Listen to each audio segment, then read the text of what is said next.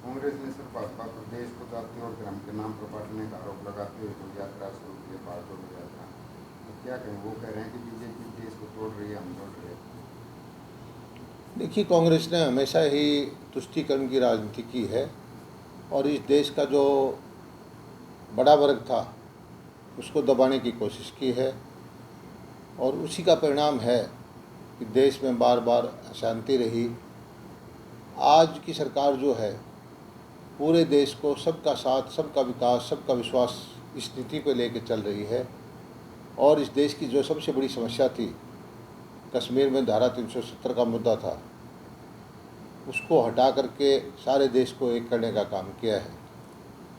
कांग्रेस खुद संकट में है और संकट क्योंकि कांग्रेस में कभी चुनाव नहीं हुए, एक परिवार का कब्जा है और आज अंदर से जगह जगह से विद्रोह हो रहा है। कांग्रेस के अपना जो नेतृत्व है वो अपने कब्जा बचाने के लिए यात्रा कर रहे हैं, लेकिन उसके बावजूद भी देख लीजिए कि यात्रा शुरू होने के बाद भी कल परसों बहुमत से 2/3 एमएलए छोड़ के उनको भाग गए। हर हफ्ते कांग्रेस का कोई छत्र कांग्रेस को छोड़ के भाग जाता है और ये निश्चित है कि कांग्रेस टुकड़े टुकड़े हो जाएगी। और उसकी वजह यह है कि जनता के अंदर उसकी कोई पकड़ नहीं है, जनता उसको आशीर्वाद नहीं देती। बार बार चुनाव में उत्तर प्रदेश जैसे बड़े प्रदेश में 90% सीटों पर जमानत जब्त होगी, लेकिन कांग्रेस की अभी भी आंख नहीं खुली है। बात करें आम आदमी पार्टी की, तो अरविंद केजरीवाल इशारा है, तो उन्होंने हिसार से एक अभियान शुरू किया, मेक इन इंडिया नंबर 1। अब मैं जैसे बयान देखता हूँ केजरीवाल जी का, पूरे 543 लोकसभाओं में एक भी मेंबर नहीं है, लेकिन वो कहते हैं कि मोदी जी का मुकाबला मैं करूँ। जब आपका एक कोई सांसद है ही नहीं और प्रधानमंत्री बनने के सपने देखते हैं, तो इसी से अंदाज़ा लगा दीजिए कि उनकी सोच का हुआ क्या। और ये सही है कि इंडिया को भी नंबर 1 बनाओ, देश की प्रगति कराओ, लेकिन पहले जो आपको ड्यूटी मिली है, आप हरियाणा के रहने वाले हैं, एसवाइएल की सवाल वहाँ पर आया, बड़ी चालाकी से एसवाइएल के सवाल को टाल गए कि भाई मैं प्रधानमंत्री चाय पर बुलाए मुझे, जब उनको मैं एसवाइएल का पानी देने का फार्मूला बताऊंगा। अरे एसवाइएल आपके पंजाब में आपकी सरकार है, सुप्रीम कोर्ट ने आपको आदेश दे रखा है, ठाके नहर का निर्माण करो।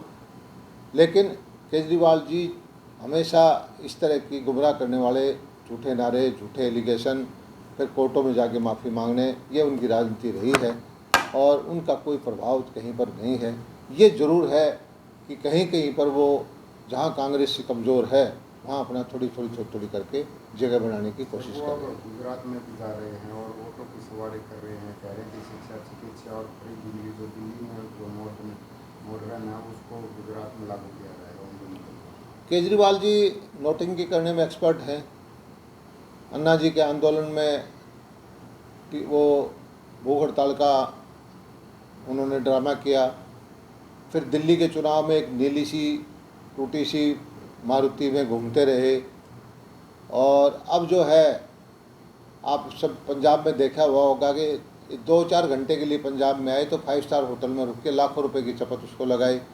पंजाब का मुख्यमंत्री है, पंजाब में सैलरी देने के टाइम पे सैलरी नहीं दे सकते, उस मुख्यमंत्री को काम नहीं करने दे रहे, कभी उसको गुजरात ले जा रहे हैं, कभी महाराष्ट्र ले जा रहे हैं, कभी हरियाणा लेके जा रहे हैं। हाहाकार पंजाब में मची हुई है। लेकिन प्रचार के दम पे सरकार के पैसे से अपना झूठा प्रचार करके वो सत्ता हथियाना चाहते हैं और जनता इस चीज़ को समझ चुकी है। केजरीवाल जी को आने वाले चुनाव में ना कोई सीट गुजरात में मिलनी, ना कोई सीट हिमाचल में मिलनी, हरियाणा में तो सवाल ही पैदा नहीं। पूरे देश में विपक्ष एक हो रहा, कह रहा तीसरे मोर्चे का गठन होगा। नीतीश कुमार कह रहे हैं कि बीजेपी को इस बार 50 तक सीमित कर देंगे, 50 से ज़्यादा सीटें नहीं आएंगी। देखिए, बार बार हर चुनाव के अंदर विपक्ष ऐसे ही करता है, एक होने के ड्रामे करते रहते हैं और हर बार चुनाव में ऐसा ही माहौल पैदा करते हैं कि इस बार मुकाबला हो जाएगा। लेकिन भारत की जनता बहुत समझदार है। भारत का किसान, भारत का मजदूर, भारत का व्यापारी, हर वर्ग जिस ढंग से नीतियां बना करके हमने काम किया है, मोदी जी ने काम किया है, बार बार आशीर्वाद देते हैं। और विपक्ष के लिए जो है अगर जनता का आशीर्वाद प्राप्त करना है तो जनता के दिलों में जगह बनानी पड़ेगी, जनता की सेवा करनी पड़ेगी। अकेले मोदी हटाओ अभियान से उनको कोई फ़ायदा नहीं होना। जनता की सेवा करके जनता का आशीर्वाद प्राप्त करें और जो उनका तब जाके कोई सुनवाई हो सकती है।